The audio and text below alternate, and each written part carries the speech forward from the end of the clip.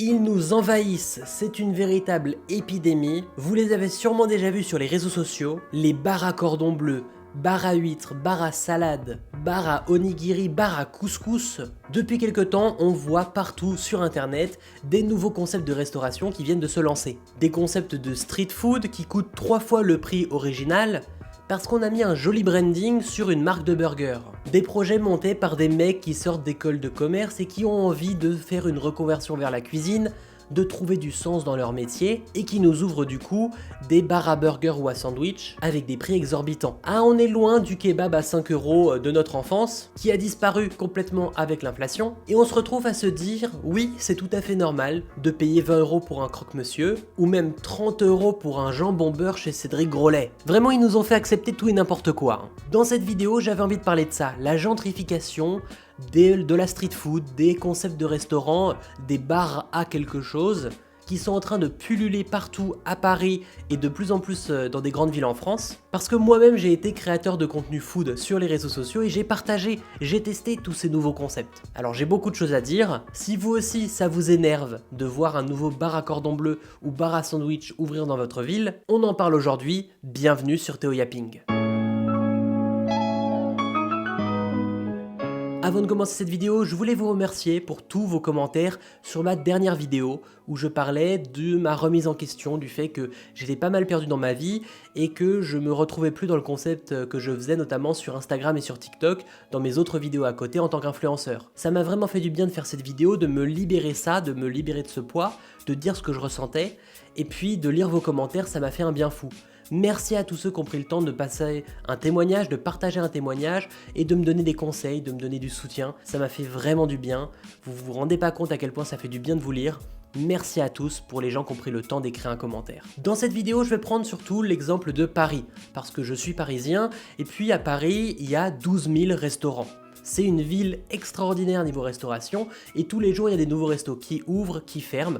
12 000 restaurants, c'est extraordinaire, on n'arrive même pas à s'imaginer ça. 12 000 c'est énorme et pourtant les restos qu'on connaît, il n'y en a que quelques-uns qui nous viennent à chaque fois. Parce qu'il y a des restos qui ont réussi à prendre le public de tous les autres. Faut savoir qu'au départ la restauration c'était pas quelque chose de trendy ou de tendance. En général, quand tu bossais dans un resto, c'est parce que tes parents ou tes grands-parents avaient ce resto-là et tu te le passais de génération en génération. Parfois même c'était des choses régionales parce que j'ai toujours entendu quand j'étais plus jeune que les brasseries à Paris c'était des Auvergnats qui les tenaient et pendant des siècles c'était les Auvergnats, quand les Auvergnats quittaient l'Auvergne pour venir à Paris, ils allaient toquer aux brasseries et toutes les brasseries les prenaient. C'était un peu une aide, une entraide entre les gens de la même région. Les restos c'est surtout une affaire de famille, c'est une affaire de t'as l'entreprise de papa, tu travailles dans le resto de tes parents et tu continues à garder la boutique ou à parfois vendre le resto. Et on a des exemples dans Cauchemar en cuisine de gens qui pendant 25 ans ont un restaurant et c'est la galère, c'est un boulet au pied. Pourtant aujourd'hui quand on voit le nombre de restos qui ouvrent sur Instagram ou sur les réseaux sociaux, on peut se dire que c'est hyper trendy, on a tous envie d'ouvrir notre resto ou notre café et beaucoup de gens ont eu ce rêve-là. Notamment les mecs d'école de commerce. Cette gentrification, cet embourgeoisement du monde de la restauration, il est venu avec les écoles de commerce. Parce que des gens qui étaient en stage dans des boîtes de tech, de fintech, de finance, se retrouvaient à en avoir marre en fait de leur boulot de bureau et à être toujours derrière un ordi. Et ils se sont dit, j'ai envie de monter quelque chose où je peux faire un truc de mes mains, où je suis en contact avec les gens. Donc soit ils montaient une marque, soit ils montaient une boutique, soit ils montaient un commerce qu'on connaît tous, le restaurant. Un restaurant, c'est quelque chose qu'on a l'habitude de voir. On a tous un peu l'impression de savoir comment fonctionne un restaurant. Et les gens d'école de commerce qui arrivent vers 30 ans et qui se disent « Ah, j'aimerais trop ouvrir mon propre resto avant mes 30 ans », bah il y en a beaucoup. Et du coup, ce sont des gens qui ont pensé à la restauration non pas selon la nourriture, selon ce qu'ils aimaient cuisiner ou pas, ce qui est à la base d'un restaurant, mais plutôt comme une entreprise, comme une marque. Alors pour certains, ça a très bien marché. Je peux prendre l'exemple du groupe Big Mama. Si vous habitez à Paris, vous connaissez sûrement Big Mama, et peut-être que si vous êtes à Lyon, à Marseille, à Lille, vous connaissez aussi quelques-uns de leurs restos. Big Mama, c'est un énorme groupe de restauration qui ont ouvert des restos italiens avec pâtes, pizza, un peu tous les grands classiques, dans des décors très jolis, très instagrammables où tu as envie d'y aller, à des prix plutôt abordables, et qu'on misait le côté école de commerce. Ils ont construit une marque, un branding, des investisseurs, ils ont monté un gros projet, pas juste un petit resto de quartier, mais un projet qui se voulait d'être une franchise, d'être une grande marque. Big Mama, c'est l'exemple parfait de ce type de restaurant qui a fonctionné, d'imaginer un resto comme une franchise, comme une marque, comme une entreprise avant tout, et du coup ça a ouvert la voie à beaucoup de gens d'école de commerce qui se sont dit bah moi aussi je veux monter ma propre entreprise de restauration. Et pour comprendre cette gentrification de la restauration, il faut comprendre c'est quoi la gentrification à la base. Gentrifier, ça vient de l'anglais, je crois que c'est un mot anglais, en français on peut le traduire par embourgeoisement, et à la base c'est quand des quartiers populaires sont devenus pas chers, et que les quartiers riches sont devenus tellement chers que la plupart des gens et des jeunes travailleurs ne peuvent pas s'y installer. Donc ils décident d'aller dans des quartiers plus pauvres, plus populaires, pour avoir des appartements plus grands. Donc quand quelqu'un qui a un petit peu d'argent, qui travaille, qui a du pouvoir d'achat, va dans un quartier pauvre, eh bien il va monter des projets, il va faire des choses là-bas qui vont rendre ce quartier moins pauvre qu'avant. Ainsi, le quartier va faire monter ses prix, l'immobilier va exploser, et les gens qui vivaient déjà dans ce quartier, qui étaient des classes populaires, des classes précaires, vont devoir quitter pour aller en banlieue. Ça c'est ce qu'on appelle la gentrification, en tout cas dans l'immobilier, et on voit ça aussi avec les restaurants, où plein de petits restaurants familiaux, des restaurants ouverts par des gens depuis 60 ans, 70 ans, n'arrivent plus à tenir debout parce qu'ils sont tout seuls et qu'ils ont du mal à gérer leur boîte, vont se faire racheter par quelqu'un d'école de commerce qui a un concept qui va attirer une nouvelle clientèle, qui va être trendy, qui va être tendance, et faire venir des gens dans un nouveau quartier. On peut pas séparer la gentrification immobilière, les appartements qui augmentent, la nouvelle population plus riche, plus bobo qui vient s'installer. On peut pas séparer ça des restaurants à concept, parce que eux aussi s'installent dans des endroits qui se gentrifient. Je peux prendre l'exemple de Mania, qui est un restaurant de pizza portafolio, donc c'est des pizzas qui sont pliées en 4. À la base, ça c'est de la street food italienne assez connue là-bas. Et il y a Julien Seri, un chef, qui a ouvert ce restaurant il y a peut-être 10 ou 15 ans, je crois. Et au départ, quand il a ouvert ça vers Notre-Dame de Lorette, qui est un quartier du 9e arrondissement de Paris, tout le monde lui disait que c'était une mauvaise idée de l'ouvrir là-bas parce qu'il n'y avait personne. C'était un quartier hyper calme, où il se passait pas grand chose. Sauf que du coup, c'était pas cher pour le loyer. Donc il a pu s'installer là-bas, et comme c'est pas cher, beaucoup de gens s'y sont installés aussi, des entreprises ont pris leurs locaux, et du coup le midi, les gens, les travailleurs descendaient pour venir manger dans son resto. Et ça a cartonné comme ça. Des endroits qui étaient pas trop trendy, pas trop tendance, et donc abordables, vont devenir des lieux gentrifiés avec le temps. C'est pareil avec le 10e arrondissement à Paris, où il y a quelques années, quelques dizaines d'années, c'était plutôt craignos, c'était pas l'endroit le plus safe de Paris, et aujourd'hui tu vas au Canal Saint-Martin et tout le monde est en train de boire un verre en terrasse. Tu vas chez Buddy Buddy prendre ton latte au beurre de cacahuète, comme ce que j'ai fait il y a 3 jours. Donc dans cet esprit de gentrification, où des gens se mettent à lancer des business pour pas trop cher, des nouveaux concepts, on a vu fleurir beaucoup de bars à. Des bars à huîtres, bars à cordon bleu, bars à soupe, bar à couscous. Bon, bar à cordon bleu, j'ai pas envie de cracher sur eux, ça s'appelle Amoné. Je les ai pas encore testés, mais on m'a dit que c'était très bon. Donc, c'est quand même bien fait, voilà. Je vais pas non plus leur jeter la pierre. Mais récemment, j'ai vu des bars à sandwich, des sandwichs triangles qui coûtaient 5 € le demi-sandwich. Enfin, on marche sur la tête. Il y a des boulangeries qui faisaient déjà ça avant, où c'était pas cher du tout, et ils en faisaient pas tout un concept. Maintenant, on va mettre un branding, on va mettre un nom de marque, on met des flyers, des t-shirts, on se fait des stickers avec notre marque de resto, et on va faire 3 fois le prix. Et en fait, les gens se retrouvent plus à payer un branding et une marque que de la restauration directement. On paye plus notre sandwich, on paye notre marque. Comme si on achetait un t-shirt 50 € alors qu'il a été fabriqué pour 5 € seulement. La gentrification, l'embourgeoisement de la street food, on la retrouve comme avec l'embourgeoisement de la mode. Des produits de mode qui étaient censés être pas chers et abordables deviennent des produits ultra tendance. Et les sneakers coûtent maintenant des centaines d'euros. Et puis derrière ces concepts, en général, c'est pas toujours des gens qui aiment la nourriture au départ. Ce ne sont pas des gens qui ont été chefs ou qui ont cuisiné avant, qui avaient une vraie proposition culinaire originale, mais plus des gens qui ont pris un concept qui existait déjà, que tout le monde connaît et qui l'ont refait à leur sauce. En général, on va prendre du concept de street food ou du concept de nos grands-mères. On va faire un bar à cordon bleu parce que tout le monde aime le cordon bleu, donc on va faire plein de recettes. Et c'est sympa sur le papier, ça donne envie. Mais le cordon bleu se retrouve mis dans un sachet à manger à emporter à un prix d'un menu entier alors qu'il n'y a que le cordon bleu à manger. Et forcément ce genre de concept un petit peu innovant avec un joli branding, ça marche très bien sur les réseaux sociaux. Et c'est sûr qu'on ne peut pas dissocier l'embourgeoisement des restos, les nouveaux bars à concept et tout, des réseaux sociaux, parce que des gens comme moi qui fait des vidéos sur internet, eh bien ils en parlent, ils en ont beaucoup parlé. J'ai vu depuis les quelques dernières années où j'ai été influenceur food, j'ai vu énormément d'influenceurs food se lancer aussi. C'était vraiment une jungle, tout le monde testait les restos. Il faut savoir que nous, les restaurants, c'est pas forcément les restos eux-mêmes qui nous contactent pour aller les tester, ça va être des agences de relations presse. L'agent RP, relations presse, il va être payé par le restaurant et il va contacter des journalistes, des influenceurs pour leur offrir des invitations. Si on a aimé le resto, on peut en faire une vidéo, on peut en faire des contenus, mais rien n'est obligatoire, c'est juste des invitations presse. Mais du coup, quand les réseaux sociaux cartonnent et que les influenceurs font des vidéos, les seuls restos qui peuvent nous inviter, qui vont nous atteindre, qui vont avoir beaucoup d'influenceurs invités, c'est des gens qui peuvent se payer un agent de relations presse.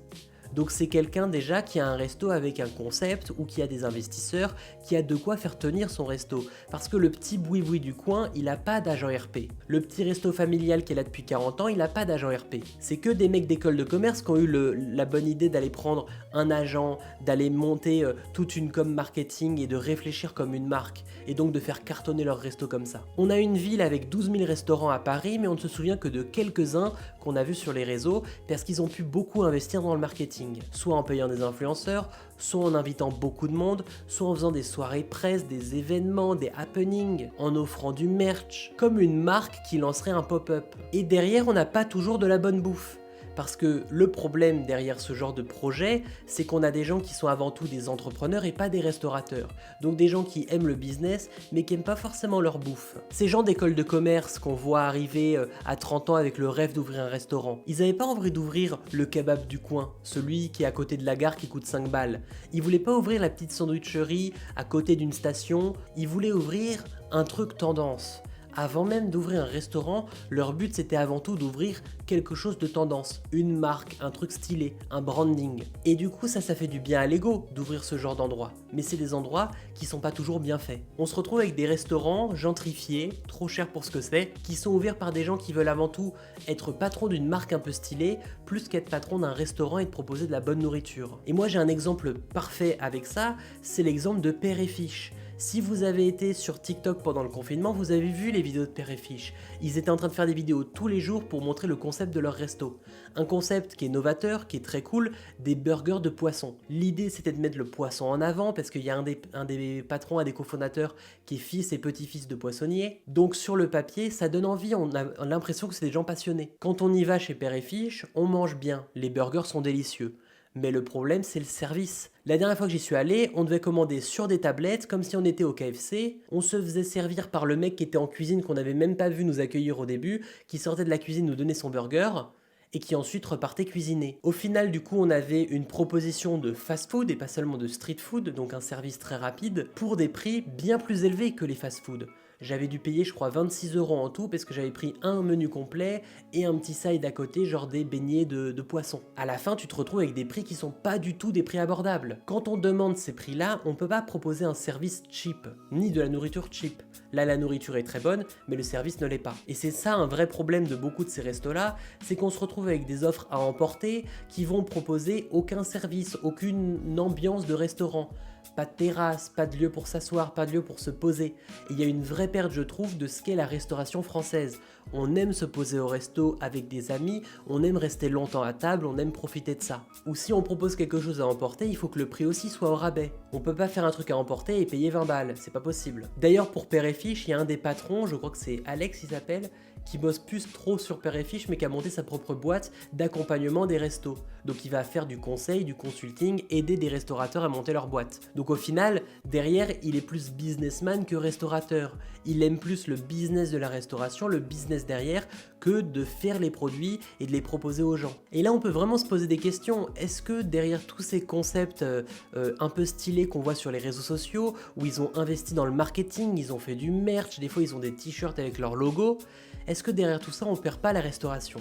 Est-ce qu'on perd pas l'importance du produit?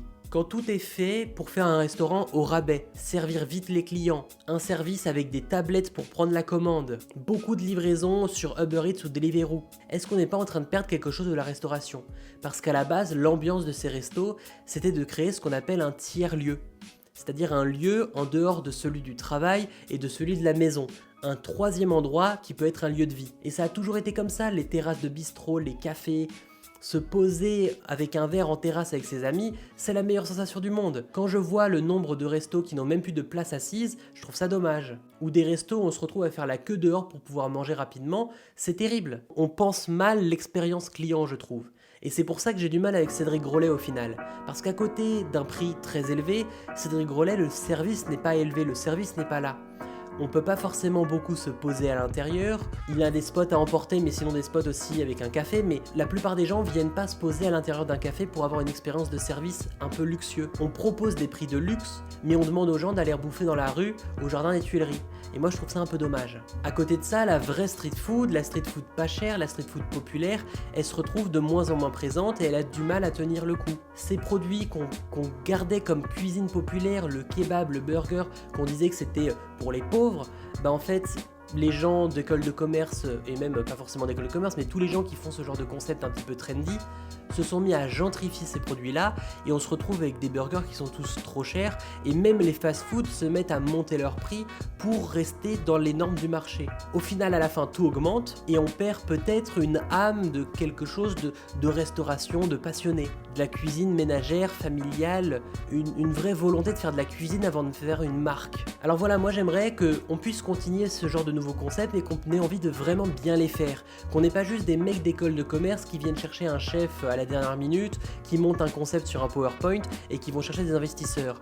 J'aimerais voir des restos montés par des gens qui ont quelque chose à dire, une proposition de nourriture différente, une vraie envie de faire du bien avec la nourriture et de proposer une terrasse, des endroits pour se poser, un vrai sentiment de resto et pas juste des concepts. Parce que ça marche bien sur les réseaux sociaux, mais au final on n'y retourne même pas parce que c'est pas des lieux où on a envie de passer du temps. Dites-moi en commentaire ce que vous pensez de ce genre de lieu. Est-ce que vous aussi vous en aviez marre des nouveaux concepts, des nouveaux bars à quelque chose qui pousse un peu comme des fleurs sur Paris ou même dans d'autres grandes villes en France? Dites-moi ce que vous en pensez en commentaire et si vous aussi vous trouvez qu'il manque quelque chose là-dedans.